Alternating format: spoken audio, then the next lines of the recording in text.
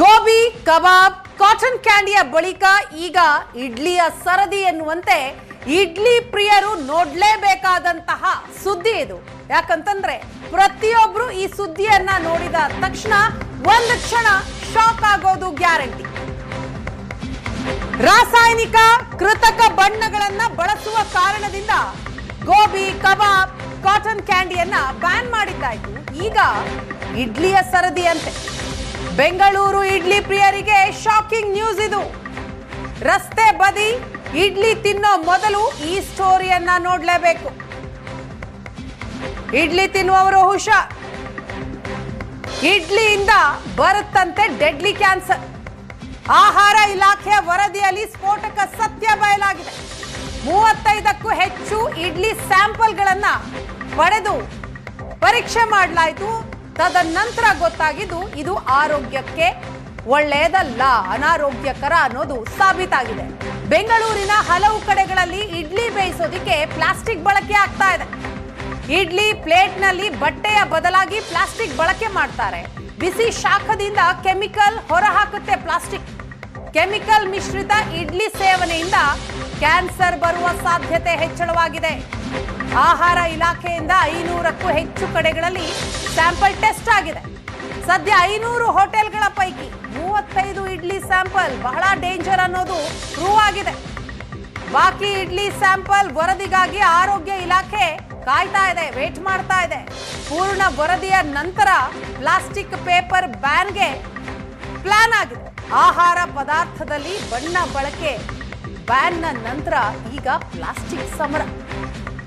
ರಾಸಾಯನಿಕ ಕೃತಕ ಬಣ್ಣಗಳನ್ನ ಬಳಸುವ ಹಿನ್ನೆಲೆಯಲ್ಲಿ ಗೋಬಿ ಕಬಾಬ್ ಪಾನಿಪುರಿ ಇನ್ನಿತರೆ ಫಾಸ್ಟ್ ಫುಡ್ ಐಟಂಗಳನ್ನ ಸೇವಿಸಬಾರದು, ಅದರಲ್ಲಿ ಕ್ಯಾನ್ಸರ್ ಇರುತ್ತೆ, ಕ್ಯಾನ್ಸರ್ ಅಂಶ ಇದೆ ಅನ್ನುವಂತಹ ಹಿನ್ನೆಲೆಯಲ್ಲಿ ಆಹಾರ ಇಲಾಖೆ ಅದರ ವಿರುದ್ಧ ಕ್ರಮ ತೆಗೆದುಕೊಂಡಿತ್ತು. ಈಗ ಇಡ್ಲಿ ಸ್ಯಾಂಪಲ್ ಅನ್ನ ಟೆಸ್ಟ್ ಮಾಡಿದಾಗ ಅಂಥದ್ದೇ ವಿಚಾರ ತಿಳಿದು ಬರ್ತಾ ಇದೆ. ಈ ಬಗ್ಗೆ ಮಾಹಿತಿಯನ್ನ ಕೊಡ್ತಾರೆ ನಮ್ಮ ಪ್ರತಿನಿಧಿ ಮಮತಾ. ಇದೀಗ ನಮ್ಮ ಜೊತೆ ಸಂಪರ್ಕದಲ್ಲಿದ್ದಾರೆ. ಮಮತಾ, ತುಂಬಾ ಆರೋಗ್ಯಕರವಾದಂತಹ ಪದಾರ್ಥ ಅಂತ ಇಡ್ಲಿಯನ್ನ ತಿನ್ನಲಾಗುತ್ತೆ. ಅದರಲ್ಲೂ ಸೌತ್ ಇಂಡಿಯಾ ಫೇಮಸ್ ಫುಡ್ಗಳಲ್ಲಿ ಇಡ್ಲಿ ಕೂಡ ಒಂದು. ಆದ್ರೆ ಈಗ ಇಡ್ಲಿನೇ ತಿನ್ನಬಾರ್ದು, ಇಡ್ಲಿಯಲ್ಲಿ ಅದು ಕೂಡ ಬೀದಿ ಬದಿಯ ಇಡ್ಲಿಯಲ್ಲಿ ಕ್ಯಾನ್ಸರ್ ಅಂಶ ಕಂಡು ಬರ್ತಾ ಇದೆ. ಈಗ ಮಾಡಿದಂತಹ ಟೆಸ್ಟ್ ಏನ್ ಹೇಳ್ತಾ ಇದೆ? ವೀಣಾ, ಹೌದು, ಇಡ್ಲಿ ಪ್ರತಿಯೊಬ್ಬರು ಕೂಡ ಇಷ್ಟಪಟ್ಟು ತಿಂತಾರೆ. ಆದರೆ ಇಡ್ಲಿಯನ್ನೇ ತಿನ್ನೋದೇ ತಪ್ಪು ಅನ್ನುವಂಥದ್ದಲ್ಲ. ಆದರೆ ಎಲ್ಲ ಇಡ್ಲಿಯನ್ನ ತಿಂದರೆ ಇದರಿಂದ ಕ್ಯಾನ್ಸರ್ ಬರುತ್ತೆ ಅನ್ನುವಂಥದ್ದಲ್ಲ. ಈಗ ಆಹಾರ ಮತ್ತು ಗುಣಮಟ್ಟ ಇಲಾಖೆಯಿಂದ ಒಂದಷ್ಟು ಸ್ಯಾಂಪಲ್ಸನ್ನು ಕಲೆಕ್ಟ್ ಮಾಡಿತ್ತು. ಅಂದರೆ ಈ ಇಡ್ಲಿ ತಿನ್ನೋದಕ್ಕೆ ಯೋಗ್ಯ ಅಲ್ಲ ಅನ್ನುವಂಥದ್ದು ಒಂದಷ್ಟು ಏನು ದೂರುಗಳು ಬಂದಿತ್ತು. ಆ ಹಿನ್ನೆಲೆಯಲ್ಲಿ ಆಹಾರ ಇಲಾಖೆ ಸ್ಯಾಂಪಲ್ಸ್ ಕಲೆಕ್ಟ್ ಮಾಡಿತ್ತು. ಸುಮಾರು ಅಂದರೆ ಬೆಂಗಳೂರಿನ ವಿವಿಧ ಕಡೆಗಳಲ್ಲಿ, ಅಂದರೆ ಬೀದಿ ಬದಿ ಅಂಗಡಿಗಳಲ್ಲಿ ಏನು ಇಡ್ಲಿ ತಯಾರು ಮಾಡ್ತಾ ಇದ್ರು ಅಂತಹ ಅಂಗಡಿಗಳಿಗೆ ತೆರಳಿ ಅಲ್ಲಿ ಇಡ್ಲಿ ಸ್ಯಾಂಪಲ್ಗಳನ್ನ ಟೆಸ್ಟ್ ಕಲೆಕ್ಟ್ ಮಾಡಿ ಅದನ್ನ ಟೆಸ್ಟ್ಗೆ ಕಳಿಸಲಾಗಿತ್ತು. ಸುಮಾರು 500ಕ್ಕೂ ಹೆಚ್ಚು ಕಡೆಗಳಲ್ಲಿ ಸ್ಯಾಂಪಲ್ ಟೆಸ್ಟ್ ಮಾಡಿದಂತಹ ಸಂದರ್ಭದಲ್ಲಿ ಅದರಲ್ಲಿ ಸುಮಾರು 35 ಇಡ್ಲಿಗಳು ಅನ್ಸೇಫ್ ಅನ್ನುವಂಥದ್ದು ಈಗಾಗಲೇ ವರದಿ ಕೂಡ ಬಂದಿರುವಂಥದ್ದು. ಇನ್ನೂ ಕೂಡ ವರದಿ ಬರೋದಿಕ್ಕಿದೆ. ಸದ್ಯಕ್ಕೆ ಈ ಒಂದು 35 ಏನು ಇಡ್ಲಿ ಅನ್ಸೇಫ್ ಅನ್ನುವಂತಹ ವರದಿ ಬಂದಂತಹ ನಿಟ್ಟಿನಲ್ಲಿ ಈಗಾಗಲೇ ಆಹಾರ ಇಲಾಖೆ ಕೂಡ ಈಗಾಗಲೇ ಅಲರ್ಟ್ ಆಗಿದೆ. ಯಾಕಂತಂದ್ರೆ ಎಷ್ಟು ಇದಕ್ಕೆ ಯಾವ ರೀತಿಯ ಪ್ಲಾಸ್ಟಿಕ್ ಅನ್ನ ಬಳಕೆ ಮಾಡ್ತಾ ಇದ್ರು ಅನ್ನುವಂಥದ್ದು. ಯಾಕಂತಂದ್ರೆ ಈ ಇಡ್ಲಿಯನ್ನ ಬೇಯಿಸುವಂತಹ ಸಂದರ್ಭದಲ್ಲಿ ಅದಕ್ಕೆ ಪ್ಲಾಸ್ಟಿಕ್ ಅನ್ನ ಬಳಕೆ ಮಾಡ್ತಾರೆ. ಆ ಪ್ಲಾಸ್ಟಿಕ್ ಇಂದನೇ ಇದು ಕ್ಯಾನ್ಸರ್ ಕಾರಕ ಅಂಶಗಳು ಅದಕ್ಕೆ ಆಗ್ತಾ ಇದೆ ಅನ್ನುವಂಥದ್ದು, ಸೇರ್ಪಡೆ ಆಗ್ತಾ ಇದೆ ಅನ್ನುವಂಥದ್ದು ಈಗಾಗಲೇ ತಿಳಿದು ಬಂದಿರುವಂಥದ್ದು. ಹಾಗಾಗಿ ಇದರಲ್ಲಿ ಒಂದಷ್ಟು ಕ್ಯಾನ್ಸರ್ ಕಾರಕ ಅಂಶ ಇದೆ ಅನ್ನುವಂಥದ್ದು ಕೂಡ ಈಗಾಗಲೇ ಆಹಾರ ಇಲಾಖೆ ಕೂಡ ಗೊತ್ತಾಗಿರುವಂಥದ್ದು. ಹಾಗಾಗಿ ಇನ್ನೊಂದಷ್ಟು ಸ್ಯಾಂಪಲ್ ಟೆಸ್ಟ್ ರಿಪೋರ್ಟ್ ಕೂಡ ಬರೋದಿದೆ.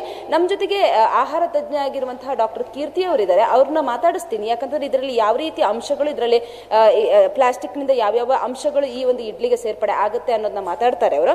ಮೇಡಮ್, ಈಗಾಗಲೇ ಈ ಒಂದು ಇಡ್ಲಿಯನ್ನ ಬೇಯಿಸುವಾಗ ಅದಕ್ಕೆ ಪ್ಲಾಸ್ಟಿಕ್ ಅನ್ನ ಅಡಿಗೆ ಹಾಕ್ತಾರೆ. ಇದರಿಂದ ಯಾವ ರೀತಿ ಇಡ್ಲಿಗೆ ಕ್ಯಾನ್ಸರ್ ಅಂಶ ಇದಕ್ಕೆ ಹೇಗೆ ಜೊತೆಗೆ ಸೇರುತ್ತೆ ಅಂತ? ಆ್ಯಕ್ಚುಲಿ ಅದು ಪ್ಲಾಸ್ಟಿಕ್ ಪೇಪರ್ ಅಲ್ಲ, ಅದರ ಹೆಸರು ಪಾರ್ಚ್ಮೆಂಟ್ ಪೇಪರ್ ಮತ್ತು ಇದನ್ನು ಬಟರ್ ಪೇಪರ್ ಅಂತ ಕರಿತೀವಿ. ಈ ಪಾರ್ಚ್ಮೆಂಟ್ ಪೇಪರ್ ಕ್ವಾಲಿಟಿ ಮೇಲೆ ಡಿಪೆಂಡ್ ಆಗುತ್ತೆ, ಅದರಲ್ಲಿ ಪ್ಲಾಸ್ಟಿಕ್ ಕಂಟೆಂಟ್ ಇಲ್ಲ PFAS ಕಾಂಪೊನೆಂಟ್ ಅಂತ. ಈ PFAS ಫ್ರೀ ಅಂತ ಪಾರ್ಚ್ಮೆಂಟ್ ಪೇಪರ್ ಮೇಲೆ ಇದ್ದರೆ ಖಂಡಿತವಾಗೂ ಅಂಥ ಪಾರ್ಚ್ಮೆಂಟ್ ಪೇಪರ್ನ ಯೂಸ್ ಮಾಡೋದ್ರಿಂದ ಯಾವುದೇ ಕಾಯಿಲೆಗಳಾಗಲಿ ಯಾವುದೇ ತೊಂದರೆಗಳಾಗಲಿ ಮನುಷ್ಯನಿಗೆ ಬರೋದಿಲ್ಲ. ಈ ಇಡ್ಲಿ ಬೇಯಿಸ್ಬೇಕಾದಾಗ ಈ ಪಾರ್ಚ್ಮೆಂಟ್ ಪೇಪರ್ ಕ್ವಾಲಿಟಿ ಕಮ್ಮಿ ಇತ್ತು ಅಂದರೆ ಆ PFAS ಪ್ರಮಾಣ ಅದರಲ್ಲಿ ಇರುತ್ತೆ ಅಂತ ಅರ್ಥ. ಸೊ PFAS ಅನ್ನೋ ಒಂದು ಕೆಮಿಕಲ್ ಫ್ರೀ ಇರೋವಂಥ ಪಾರ್ಚ್ಮೆಂಟ್ ಪೇಪರ್ನ ಬಳಕೆ ಮಾಡಿದ್ರೆ ಇಡ್ಲಿ ತಯಾರು ಮಾಡುವಾಗ ಖಂಡಿತವಾಗೂ ಯಾವುದೇ ಕಾಯಿಲೆಗಳಾಗಲಿ ಇಲ್ಲ ಯಾವುದೇ ಪ್ರಮಾಣದ ಕೆಮಿಕಲ್ ಆಗಲಿ ಇಡ್ಲಿನಲ್ಲಿ ಸೇರ್ಪಡೆ ಆಗೋದಿಲ್ಲ. ಈ ಪಾರ್ಚ್ಮೆಂಟ್ ಪೇಪರ್ದು ಕ್ವಾಲಿಟಿ ಕಮ್ಮಿ ಆದಾಗ PFAS ಅಂತ ಏನಿದೆ ಕೆಮಿಕಲು ಅದು ಖಂಡಿತವಾಗೂ ಇಡ್ಲಿ ಒಳಗಡೆ ಮಿಕ್ಸ್ ಆಗುತ್ತೆ. ಸೊ ಆವಾಗ ಏನಾಗುತ್ತೆ, ಅದರಲ್ಲಿ ಟಾಕ್ಸಿನ್ ಅಂಶಗಳು ಹೆಚ್ಚಾಗಿ ಸೇರ್ಪಡೆ ಆಗುತ್ತೆ. ಸೊ ಇದು ಇಡ್ಲಿ ತಿನ್ನೋದ್ರಿಂದ ಏನು ತೊಂದರೆ ಆಗೋದಿಲ್ಲ. ಇಡ್ಲಿ ತಯಾರಿಕೆನಲ್ಲಿ ಬಳಸೋವಂಥ ಪೇಪರ್, ಪಾರ್ಚ್ಮೆಂಟ್ ಪೇಪರ್ ಅಥವಾ ಬಟರ್ ಪೇಪರ್ ಕ್ವಾಲಿಟಿ ಮೇಲೆ ಇಡ್ಲಿ ಕ್ವಾಲಿಟಿ ಡಿಪೆಂಡ್ ಆಗುತ್ತೆ. So S.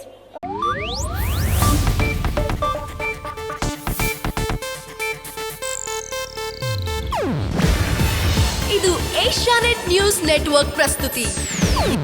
ನೀವು ನೋಡ್ತಿದ್ದೀರಾ ಏಷ್ಯಾನೆಟ್ ಸುವರ್ಣ ನ್ಯೂಸ್.